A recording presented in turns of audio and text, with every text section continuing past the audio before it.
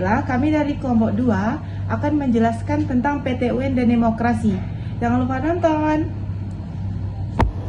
Kami akan menjelaskan pengertian PT UN dan demokrasi dan asas demokrasi.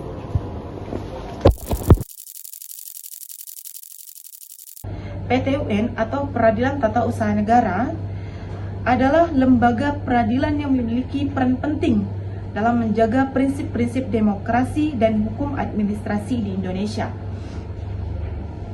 Dalam konteks demokrasi, PT UN berfungsi sebagai pengawas independen terhadap tindakan administrasi pemerintahan, memastikan bahwa kebijakan keputusan pemerintahan sesuai dengan hukum dan tindakan melanggar hak-hak warga negara. Demokrasi sendiri adalah sistem pemerintahan di mana kekuasaan berada di tangan rakyat, baik secara langsung maupun tidak langsung. Melalui pemilihan umum yang bebas dan adil. Dalam demokrasi, rakyat memiliki hak atau memilih pemimpin dan wakil-wakil mereka serta berpartisipasi dalam proses pengambilan keputusan yang baik. Azas-azas demokrasi. Yang pertama, kedaulatan rakyat. Dalam demokrasi, kedaulatan rakyat berada di tangan rakyat, bukan di tangan pengusaha atau kelompok tertentu. Yang kedua, pemilihan umum. Demokrasi melibatkan pemilihan umum yang bebas dan adil, di mana rakyat dapat memilih pemimpin dan wakil-wakil mereka. Yang ketiga, kebebasan berbicara dan berpendapat. Demokrasi menjamin kebebasan berbicara dan berpendapat, sehingga rakyat dapat mengekspresikan pendapat dan aspirasi mereka tanpa takut akan penindasan. Kami akan menjelaskan tentang ciri-ciri demokrasi dan bentuk-bentuk demokrasi, kelebihan dan kekurangan demokrasi. Ciri-ciri demokrasi. Yang pertama, pemerintahan yang responsif. Demokrasi memiliki pemerintahan yang responsif terhadap kebutuhan dan aspirasi rakyat. Yang kedua, akuntabilitas. Demokrasi memiliki mekanisme akuntabilitas yang efektif untuk memastikan bahwa pemerintahan bertanggung jawab pada rakyat. Yang ketiga, transparansi.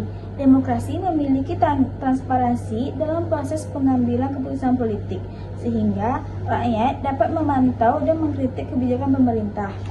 Yang keempat, partisipasi rakyat.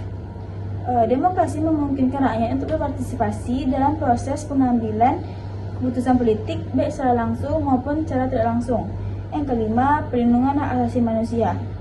Demokrasi menjamin perlindungan hak asasi manusia, termasuk hak untuk hidup, hak untuk bebas, dan hak untuk mendapatkan perlakuan yang adil.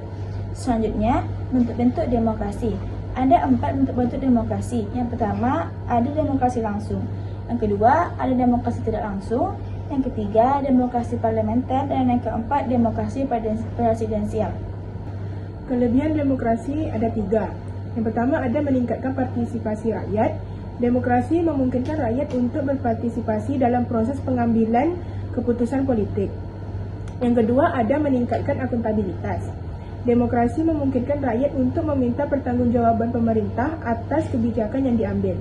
Yang ketiga, ada meningkatkan kebebasan. Demokrasi menjamin kebebasan berbicara, berpendapat, dan beragama. Selanjutnya ada kekurangan demokrasi, ada 3, yaitu keterlibatan rakyat yang rendah. Rakyat mungkin tidak selalu berpartisipasi dalam proses pengambilan keputusan politik.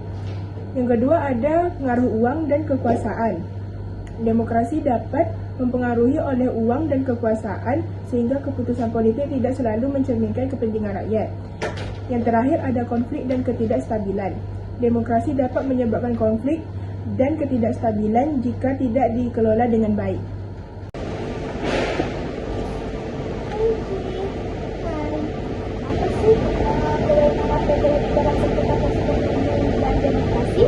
Nah, saya akan menjelaskan tentang kewenangan PT UN dan sengketa proses pemilu dan demokrasi. Penjelasannya ada di sini. Kewenangan PT UN dalam menyelesaikan sengketa proses pemilu, termasuk sengketa yang timbul dari keputusan KPU, KPU provinsi, dan KPU kabupaten atau kota. kedua, penjelasannya ada di sini. Penyelesaian sengketa proses pemilu berdasarkan UU Nomor 7 Tahun 2017 termasuk peran Bawaslu dan PT UN. Materi selanjutnya ada di sini. Yang ketiga, ada kewenangan petun dalam menyelesaikan sengketa pemilihan kepala daerah. Keempat, kewenangan petun dalam memeriksa dan mengadili sengketa proses pemilu, termasuk sengketa yang ditimbul dari keputusan KPU. Yang kelima, ada kewenangan petun dalam mewujudkan pemerintahan yang baik dan demokratis. Baiklah, saya akan menjelaskan konsep demokrasi tercermin dalam mekanisme penyelesaian. Konsep demokrasi tercermin dalam mekanisme penyelesaian sengketa di Pengadilan Tata Usaha Negara melalui beberapa prinsip utama yang menjamin adanya pengawasan yudisial terhadap tindakan pemerintahan dan perlindungan hak-hak warga negara. PT UN mewujudkan konsep demokrasi dengan menyediakan saluran formal bagi warga negara untuk menyeimbangkan kekuasaan pemerintah, memastikan administrasi berjalan sesuai hukum dan prinsip-prinsip yang adil serta melindungi hak-hak individu dalam interaksi mereka dengan warga negara.